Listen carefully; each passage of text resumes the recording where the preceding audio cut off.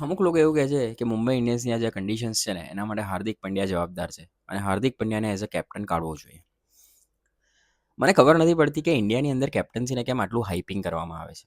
કેપ્ટનનો role ટીમની સક્સેસમાં કેટલો હોય છે? 10%.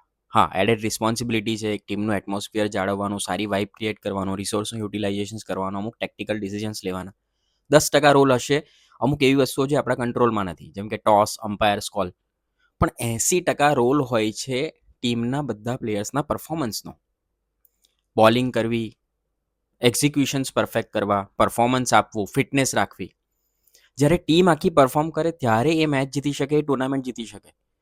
જો બોલર વિકેટ ના લે અને બેટ્સમેન રન ના બનાવે તો એમાં કેપ્ટન શું કરે? MS ધોનીએ બી 6 વખત T20 સાઇડની કેપ્ટન્સી કરી, એમાંથી ફક્ત 1 વખત જીતી શક્યા. કેમ? એ આટલા ગ્રેટ કેપ્ટન હતા તો એ કેપ્ટન બાકીના 5 વખત કેમ ના જીતી શક્યા? આ જ હાર્દિક પંડ્યાએ ગુજરાત ટાઇટન્સને 2 વખત ફાઇનલની અંદર પહોંચાડી છે, 1 વખત ટ્રોફી અપાઈ છે.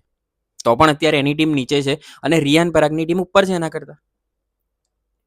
સો હું હજુ બી કહું છું કે એક સક્સેસફુલ કેપ્ટન્સી એ રિફ્લેક્શન છે એક સક્સેસફુલ ટીમ એફર્ટનું. તો આપણે આ કેપ્ટન્સીનું હાઇપિંગ બંધ કરી દેવું જોઈએ અને ટીમના પરફોર્મન્સ પર વધારે ફોકસ કરવું જોઈએ.